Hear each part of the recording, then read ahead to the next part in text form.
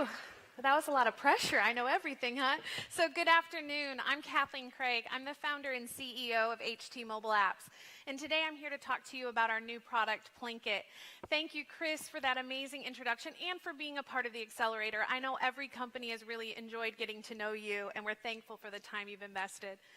So a little fact about me is I'm a former banker. So I worked for a community-based bank for a number of years, and I work with banks across the country. And so I can tell you firsthand that community-based banks, and I see some of our friends from Bear State and others in the room, do an amazing job with customer experience for those folks that walk in our branch, right? The folks that walk in our branch, we know your mama, we know your sister, we know if you're wanting to get a mortgage, we know if you have a small business, right? We know you. The issue is, this is an ever-decreasing percent of our population. More and more folks now are digital, right? And they're not interacting and coming in the branch. So we've realized that, again, that community-based banks need a solution for this. As Chris mentioned, their average customer is now in their mid-50s, and they are not able to connect with this generation. So with Plinqit, we're helping community-based banks build lasting and profitable relationships with millennials. When we decided to take on this really big problem, we didn't want to just build a product and then find a problem. We wanted to make sure it was research-based. So we actually got a grant from the state of Michigan, where I'm from. I know I've picked up a little accent, but I'm actually from the north while I've been here. And we actually got a grant from the state of Michigan, and we spent the better part of 18 months talking to community-based bank executives, marketing directors, board of directors, and also talking to millennials and figuring out what the issue is. At the highest level, here are some of the things we found in addition to some of the things Chris mentioned. So 30% of income is spent on debt repayment. And as Chris mentioned, 1 in 4 Americans have $0 in savings. And I think, as Rosemary mentioned earlier, 50% of the population cannot come up with $500 in savings. This means 1 out of every 2 Americans, U.S. adults, are one financial incident away from crisis. The other issue with this is $500 is your ticket to so many products and solutions that banks and other financial institutions offer. The other thing we learned as we interviewed these young folks is that 82% of millennials are open to switching financial institutions right now. So as a bank marketer, this is terrifying. 95% of millennials we interviewed do not know the steps to managing their money. But interestingly enough, 100% want to know. When we asked them, do you know the steps to managing your money, they all sat up to the table and said, no, but are you going to teach me? I said, not today. Today's just an interview, but we're going to come back and do that. So we feel this is financial education is a real opportunity for these community-based banks. The other question we asked these young folks is, if you had a question about money, who would you go to? Mom, Dad, Google, and friends. Not a single one answered my bank. And this was across the board, whether they were with a credit union, a big bank, or a community-based bank. They weren't coming to us. This was a knife to the heart as a bank marketer, because I literally at that time was spending millions of dollars a year of my bank's budget to change this perception and to let these young folks know that we're there to answer money questions. So obviously there's a large gap, right? There's a large gap between what we think we are and what we think we're communicating as a community-based bank and what these young folks are thinking of us. So we've built Plinqit to bridge the gap. As we built Plinqit, we realized we needed to do a couple things different. First, white labeling. Traditionally, for community-based banks, we white label apps. The problem is you're spending small budgets across an app and trying to get traction in an already very cluttered space. So we wanted to make sure with Plinqit that we were leveraging and combining the power of these budgets. The other thing we quickly learned is we had a hypothesis that we'd start with our financial education journey with a budget. Well, here's the deal with budgeting.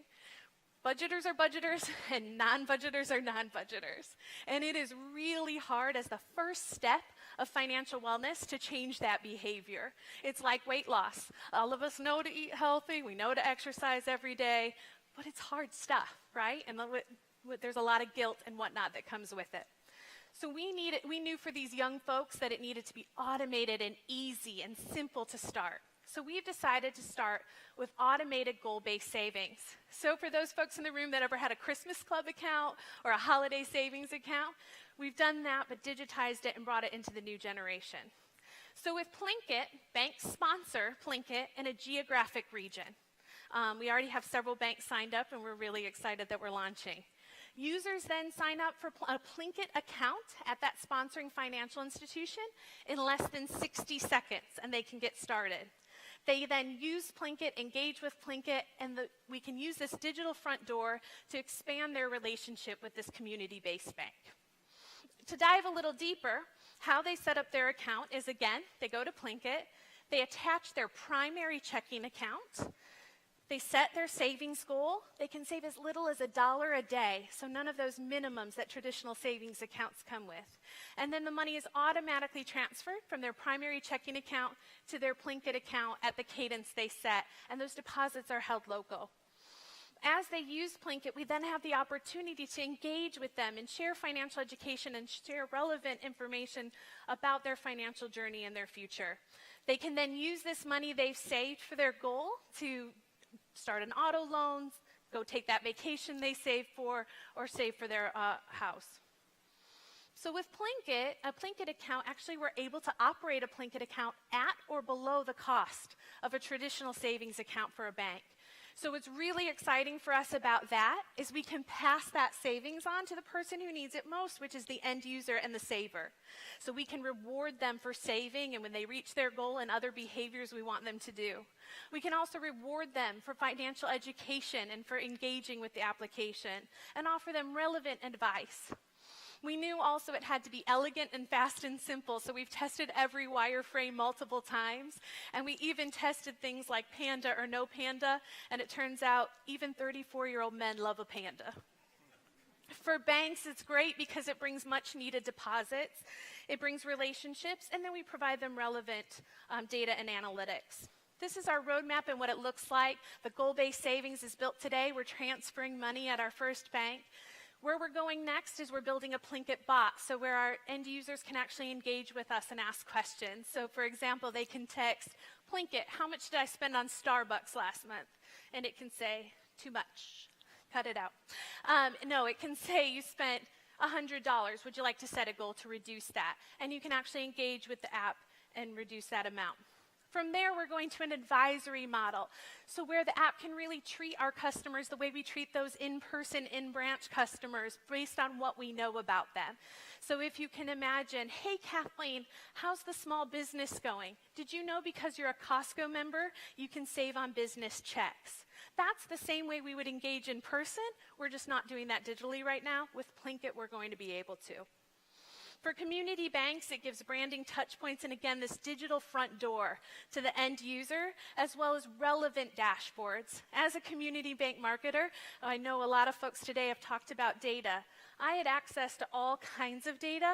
I just didn't always know what data to have or how to use it. So with our platform, we talk to the bank about their strategic goals, and we build them dashboards based on those goals and objectives. Our market size is large. There's 10,000 banks in this country, 5,800 under $50 billion in assets, so in that community-based bank size that I talked about, and our goal is to launch at 500 of those over the next 5 years.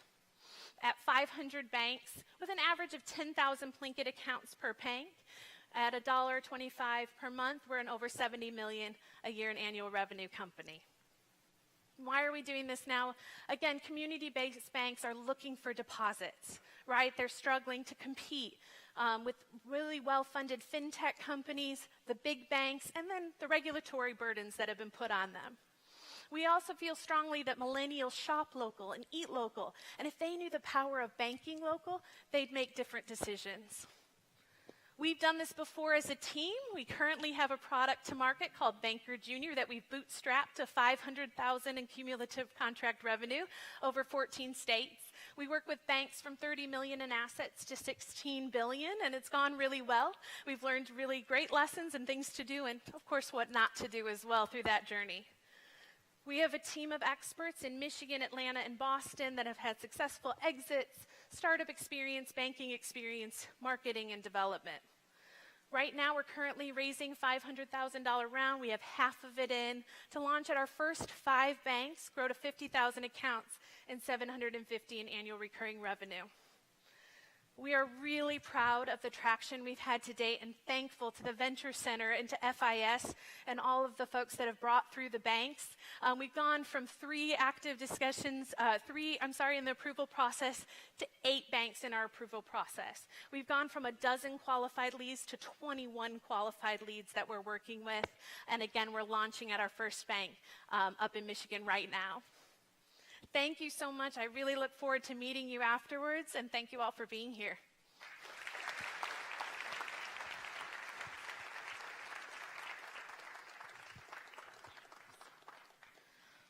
Introducing Hedgehog, please welcome Financial Services Executive Robert Armiak.